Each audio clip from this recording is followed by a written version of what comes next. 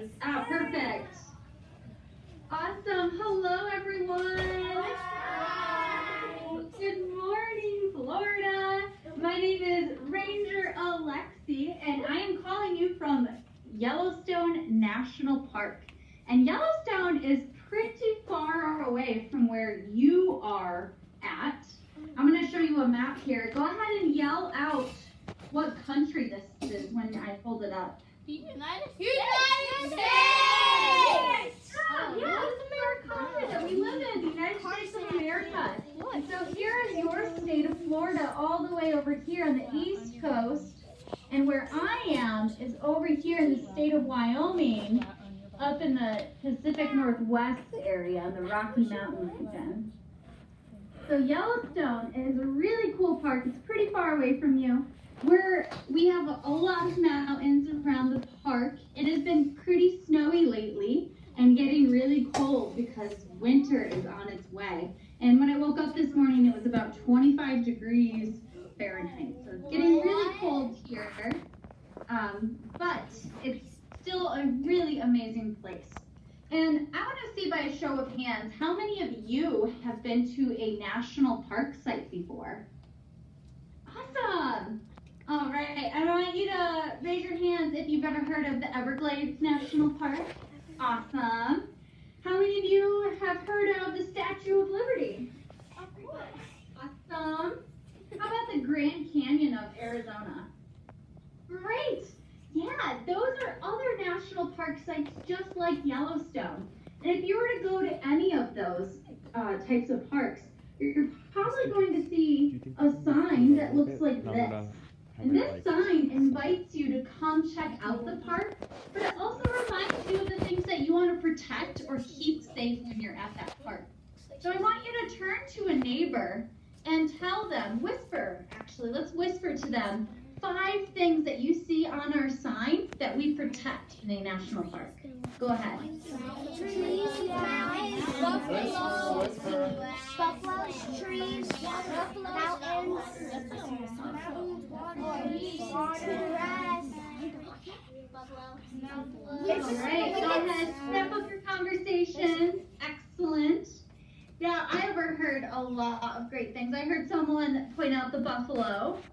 It's buffalo or bison means we protect all animals that live inside a national park site. So we make sure that they're not hunted and that they have healthy habitat so that they can live here. Awesome, we protect animals. I heard someone talk about the tree right here, and there's also other trees in the background here. Those trees mean that we protect all plants that grow inside a national park. So we don't want people to cut down trees here, and we don't want people to pick flowers. Right? We want to make sure that the plants stay as is, and they also grow up to be happy and healthy. I heard someone say water.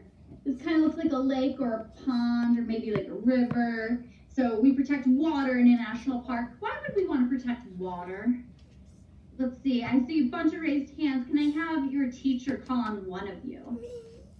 Mr. Levine. Absolutely, Joseph. I think you protect the water because you don't want it to be polluted. Exactly. Why don't we want water to be polluted? Who uses water? Taskeen. You would like to protect the water because Who uses water? the pipe. Gigi. Animals and Nice humans use water. You got it. Yeah, animals have to drink water. Humans have to drink water, but also a lot of animals live in the water too. So we want to make sure that water is clean and not polluted, like both of you said. Great job. So we have animals, plants, water. What about this big snowy mountain? Everybody see that? Nice job. So that mountain stands for all kinds of landscapes in a national park. Are there big snowy mountains in the Everglades? Yeah. Are you guys? No. There's no big snowy mountains, right? What is the Everglades? What kind of landscape is it? Miss Teacher. David, Wait, what was the question? what kind of landscape is the Everglades? what kind of land is it? We read about that in our thing about the pythons. Oh, Carson? it's a wetland. Yes, nice job, right? But that big snowy mountain on our symbol means we protect all of those landscapes, the wetlands, the swamps, islands, grasslands, all of them, right? We just can't put all of those landscapes here on the symbol. So we chose the mountain instead. Nice. Now, there's only one other thing on this symbol that we protect in national parks, and this one is pretty tricky to notice. I want you all to take a look at the shape of the symbol. Jacob? Oh. Go ahead. It's that animal buffalo.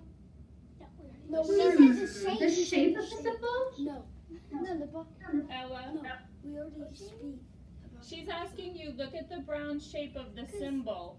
What do you notice about that shape? Joe? It looks like an arrowhead or something. You're right! Great job! It's an arrowhead. So if I turn the symbol on its side and I did something like this, a bow and arrow, it's the shape of an arrowhead. The arrowhead reminds us that we want to protect history in these places.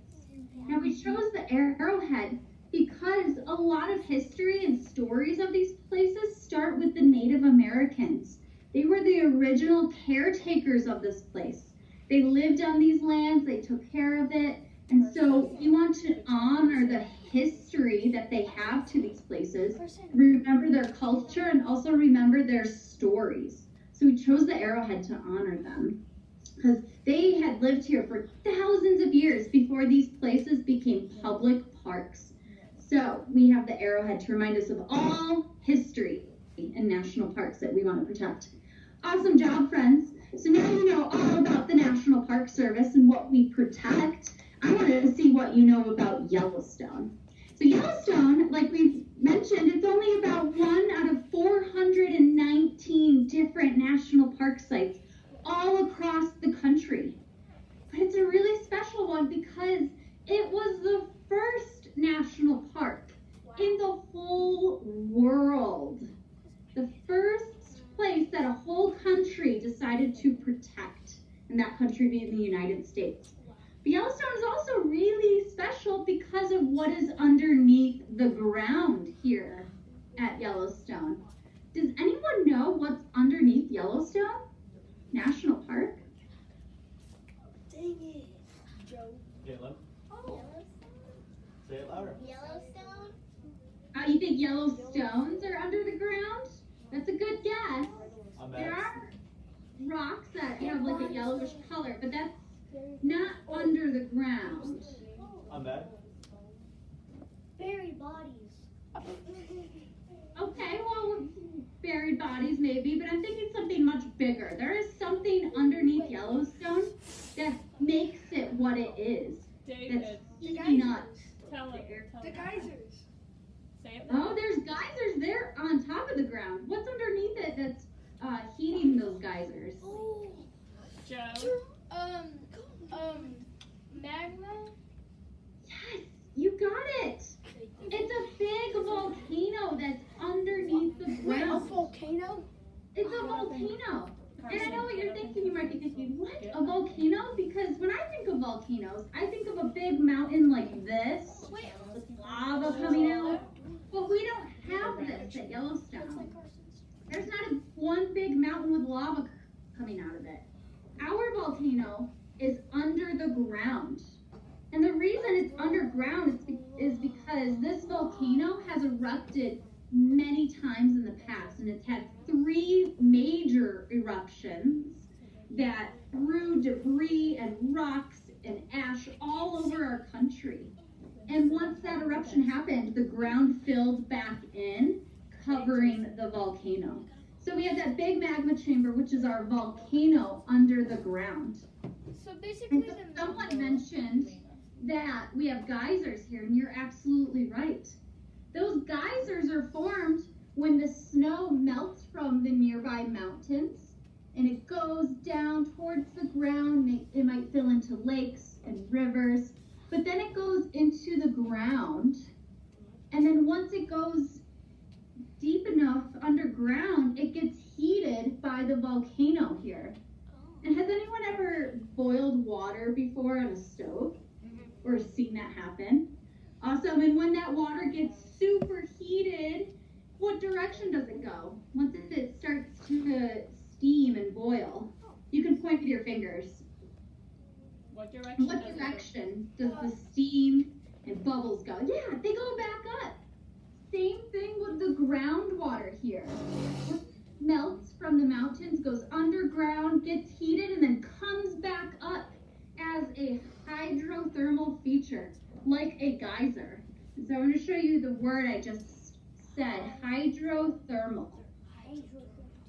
And all it means is hydro meaning water, thermal meaning heat. So that word just means hot water. They are hot water features or hydrothermal features. And we have 4 kinds of Yellowstone. One you already mentioned. I'm going to show you a picture if you were to come to Yellowstone, what it looks like. So this is another way we know there's a volcano underneath us, because you just see a lot of steam coming up in steam vents. Just like that. Those geysers look a little something like this. So we got steam vents, we've got geysers. You can see a lot of people like to watch the geysers erupt.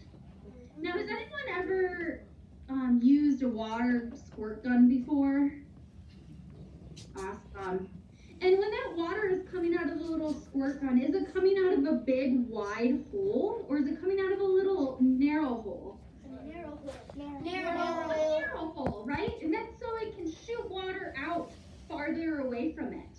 You can think of a geyser as kind of like an underground water squirt gun. I'm going to show you what it looks like underneath a geyser. Remember, we have our magma chamber right here. That water, as it's getting heated and pressurized by that magma, it comes back up.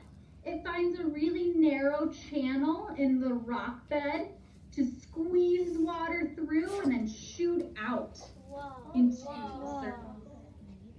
Just like that. So, that's how geysers are formed. We have other hydrothermal features. We have 2 more. This being a hot spring. And so this is kind of like the opposite of a geyser. It has a big, wide opening where water comes out of. So it's kind of like a big hot tub. Except with this water, it's super hot. It's not at a hot tub temperature. These hot springs in Yellowstone, because of that magma chamber and that volcano, it's making the water, the hydrothermal features here, super, super hot. So it's so dangerous for anybody to try to get into our hydrothermal features. They are way too hot for our bodies to withstand that heat. So people come here to look at the hydrothermal features, but not get in them, because it wouldn't end so well for anybody that tried to get in them. So we have that. And then the last one is my favorite. The 4th hydrothermal feature I want to show you today is a mud pot. And so it's just like boiling mud. And I want to see if we can try to sound like a mud pot. I want everyone to put their lips together and go.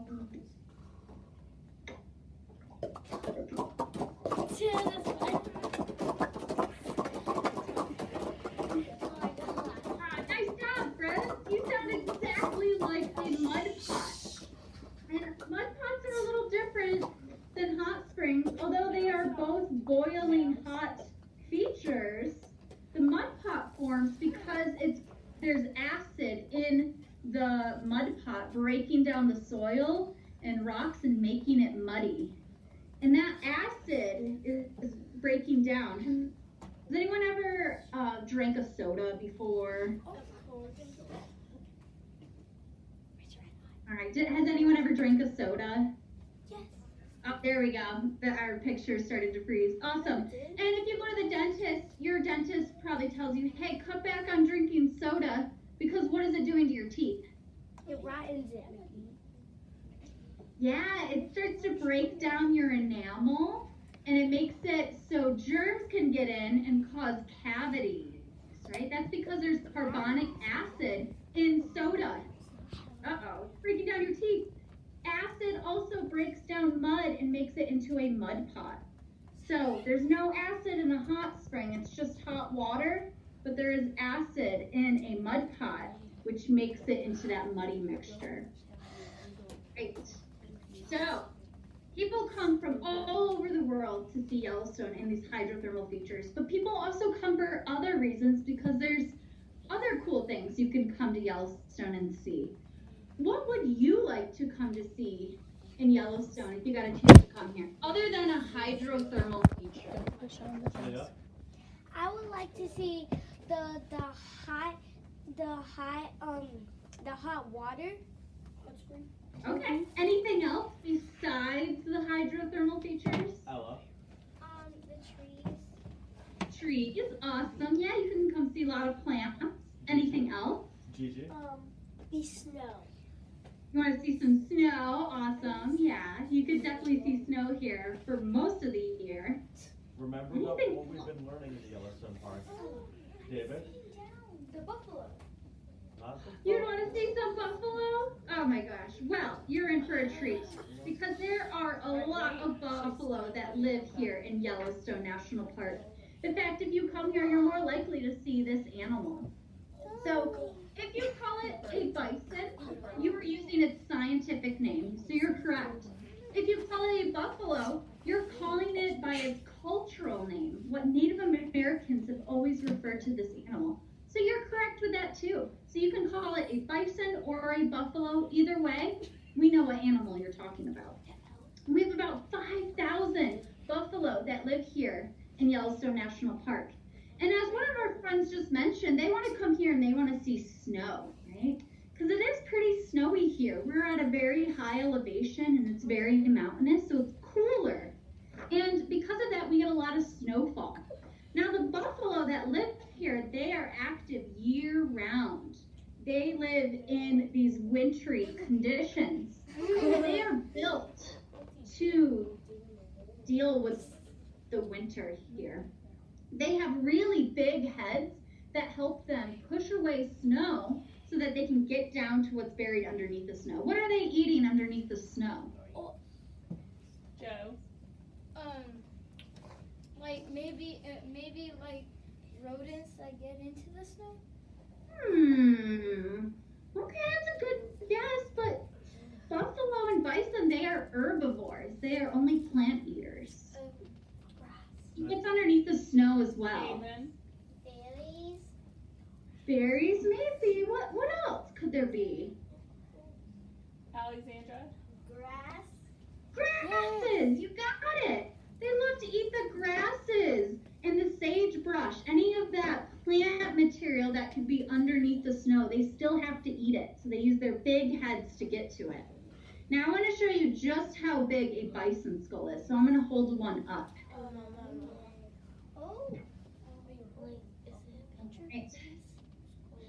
Yeah. What? Oh my gosh. It's that real? Here in my head. Is it This real? skull is almost 100 pounds. It's pretty heavy. And you notice that it also still has the horns attached to the skull. And that's because animals with horns, like the buffalo, never lose them. They stay on them for life. They can get damaged and chipped, but they never lose their horns. So, there are other animals that have things on their head that they lose. Does anyone know what is another type of animal that grows things on its head? A moose. Moose, you got it. Yeah. Moose have antlers like this. What? Now, antlers, they will shed them. They lose them and then they grow a new pair. It's kind of like our hair. If you have hair on your head or hair on your body, right? Sometimes we shed that hair and it doesn't hurt. We just lose it and grow some new. Same thing with an antler. An antler can be shed and then they grow a new pair. So here's what a moose antler looks like. And I also want to show you an elk antler. Yes, That's yes. pretty impressive. Oh. Whoa, What? How big it is. that's long. It's super big. And here's what the elk looks like. What? That looks so small. And we have a lot of elk that live here in Yellowstone National Park. So if you come here, you're probably going to see a bison and you're probably going to see an elk because they are everywhere here in Yellowstone National Park.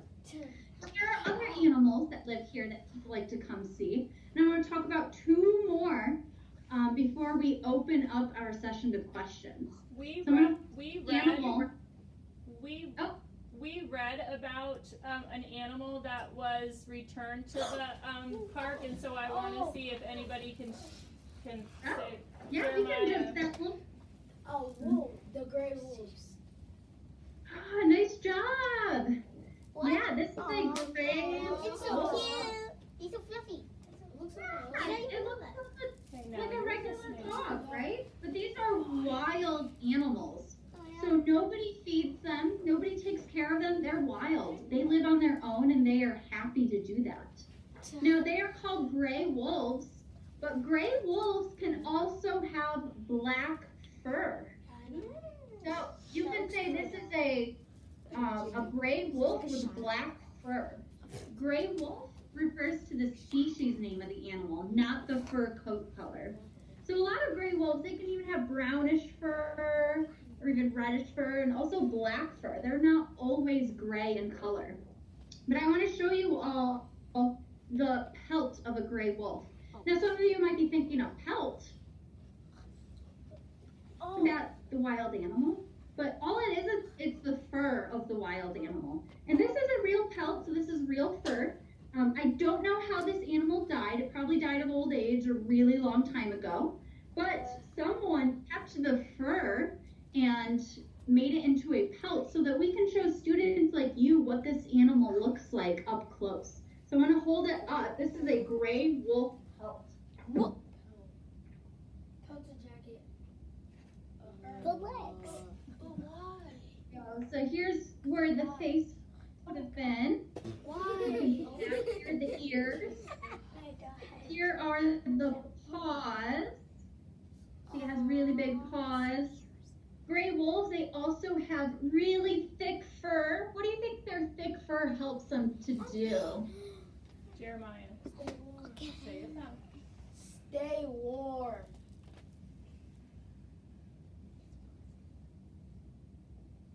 Stay warm, you got it. They live here in Yellowstone, it gets really, really cold. So they need to have thick fur to help them stay warm in the winter. And they have really big paws to help them stay closer to the surface of snow in the wintertime. It's almost like a snowshoe. And so they don't sink as far into the snow as they're chasing prey animals. Does anyone know what prey animals wolves will chase and eat? David, Small rodents. say it loud. Small rodents. Did you hear that? Rodents? Anything bigger? Think about our pyramid. Yeah, anything bigger than rodents? Landon, say it loud. Elk.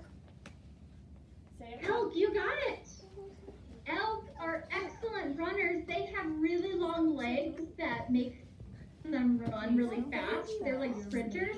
But wolves are like long distance runners. They can run really fast for a really long time. So often a wolf pack will chase around an elk until it gets too tired and then they can attack it. All right, friends, nice job with that. So, I want to show you just one more animal that lives here in Yellowstone that if you're lucky enough, you might be able to see it. Go ahead and shout out the answer if you know what this animal is. It's an A ant. bear.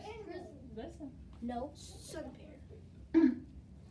It's a black bear. Oh. And probably some of you are thinking, okay, it's a black bear because it has black fur. But that's not always the case. Just like the gray wolf has black fur sometimes, but it's called a gray wolf. A black bear is the species name. Black bears can also have brown coats, but we still call it a black bear because that's the species name. So we have black bears that live here, and we have one other type that I want to show you. This is another kind of bear. Grizzly bear. Nice job. Now, if you see a bear in Yellowstone, it might be a little hard to tell whether it's a grizzly bear or a black bear, because black bears can have brown coats. They can even have blondish coats or reddish coats. But to tell the difference between a grizzly bear and a black bear is you want to look for the shoulder hump. Yep. Let me hold up the other picture.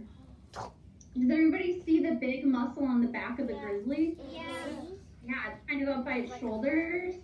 They have a big muscle right there, whereas black bears don't. They have a nice flatter back.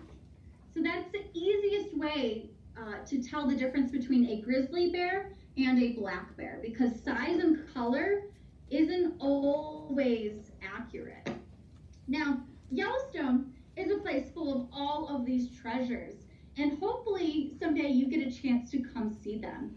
And because you're all in 4th grade, has anyone ever heard of the Every Kid Outdoors Pass? That's okay if you haven't, because this is going to be a really fun treat for all of you. So I'm going to share screens real quick and show you what the Every Kid Outdoors Pass is. Can everybody see that? No. Okay, it might be taking a while to load. Is it working now? No. No? Oh man. Let's see. As we come in and out. Let's see. Stop sharing. All right, can you see me? Yes. Awesome. Okay. Well, we have a website that I was trying to show you. We It's have called a Every copy Kid- of it. We have a copy of that You that do? we can give them. Great. Awesome. So that is a really cool website you can all visit and get a free pass to go to any national park in the United States of America and get in for absolutely free. And whoever else you can fit in your vehicle with you gets in for free. Friends, families, whoever else you want to bring along with you, as long as they're with you and you have that pass, you can get in for absolutely free. Who owns the national parks? Does anyone know? I want you to point to who owns the national parks. Oh, I see a lot. Yeah, we all do. The national parks are for all of us. We are the owners of the national parks because they're in our country and we all live here. These are our places to help protect and enjoy. To use this pass in the near future. To come out to Wyoming, maybe you'll get to see Yellowstone and the really cool wildlife and hydrothermal features that are here. All right, friends. So I want to leave the next 5 minutes or so open to you for any questions that you might have for me about Yellowstone or about the National Park Service or about being a ranger. So have your teacher call on you. All right, starting with Jason. When you ask your question, ask it nice and loud. How does national parks form? How do they form? That's a good question. So the U.S. government or Congress will vote to set aside a landscape to see if they want to protect it.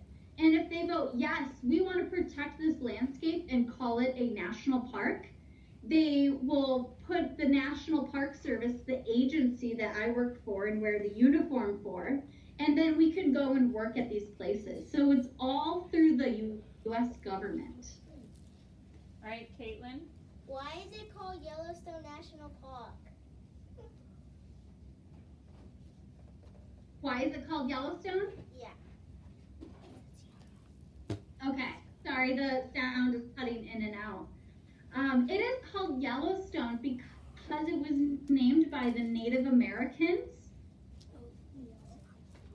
way back before it the Native Americans named the river that starts outside of the park the Yellowstone River because it had rocks on the side of the river that looked yellowish in color. So they called it the Yellowstone River. And then the river follows all the way down into Wyoming. It goes through Montana and Wyoming.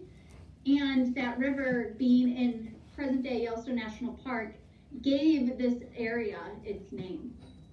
All right, Ella. What is it like being a ranger? What's it like? My job is really fun. I'm actually a teacher in a ranger's uniform. Wow. So I get to Skype with students like you from all over the world. I get to lead field trips for students that come here and visit the park. And I get to go out into classrooms and teach them lessons about Yellowstone. And a lot of my lessons are kind of like what we did today. We talk about those hydrothermal features and the animals that live here. All right, Carson. We're reading a book called I Survived the Grizzly Bear Attack. So it teaches us a lot about the grizzly bear and Yellowstone National Park. Glacier. Glacier. Yeah.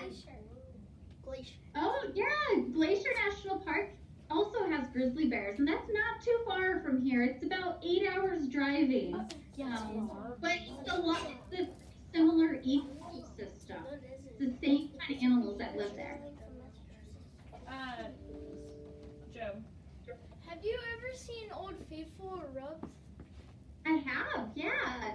Old Faithful is a predictable geyser, so it erupts about every 90 minutes, give or take a few minutes on either end.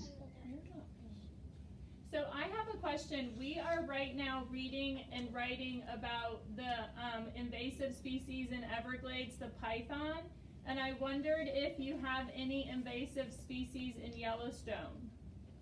We do have a lot of invasive plants. We have over 225 invasive plants. Invasive species. None are coming to my brain right now in terms of animals. We do have mountain goats here.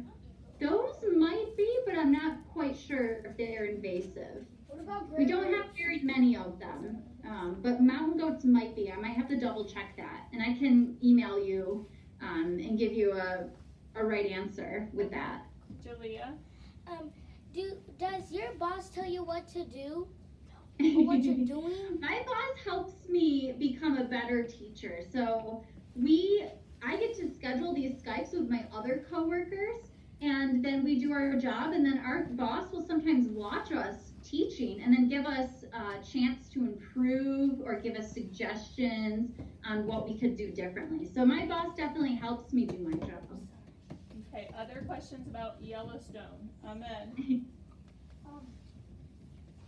Is the national park really a park?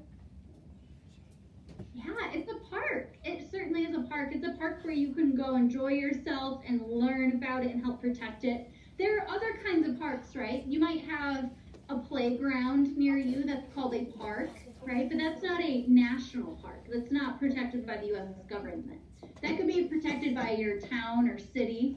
We also have state parks. That means they are protected by your state. But national parks are protected by the whole country. They are places for all of us to go and visit. Okay, Kyrie. In the national park, has anyone got hurt by an animal? Yeah, people have gotten hurt because they are wild animals and they didn't stay far enough away from that animal. Because they're wild, you can't predict how an animal is going to act towards you. It's not like your house cat that wants to be pet or a dog that wants to be pet. They're wild. So they don't like being close to humans. So we as humans can stay at a safe distance away from them and enjoy them as is without interfering with them. Because people have gotten hurt and attacked by wild animals before. All right, Jason. How does animals go to Yellowstone? Oh, they lived here since forever, pretty much. They've lived here since Native Americans were here and even further beyond that.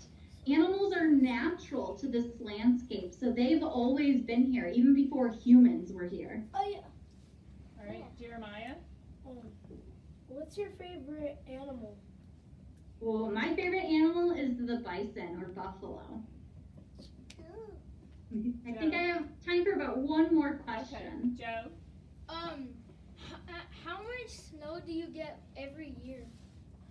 Good question. We get between 150 inches and 300 inches. That's a lot of feet. I can't even do that conversion in my head right now, but a lot of snow that falls here because we're in a high elevation with a lot of mountains around us. So any of you want to come to Yellowstone someday? Show me by a thumbs up or a thumbs down. Awesome. Well, I hope you'll get to, and I hope you'll use that pass to help get you to the national parks because they're for all of us. Remember that. Thank you so much, friends, for your time today. You asked a lot of great questions, and I hope you get to share everything that you learned about Yellowstone today with your friends and families. And you can try to convince them to come and visit us. What do we say? Thank you! Have a great day! You all have a great rest of your day. Bye. Stand